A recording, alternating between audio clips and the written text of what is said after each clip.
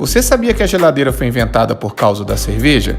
Pois essa história é verdadeira e tudo começou em 1856, quando o australiano James Harrison recebeu uma importante missão: criar uma máquina que refrescasse a cerveja durante o seu processo de fabricação e armazenamento.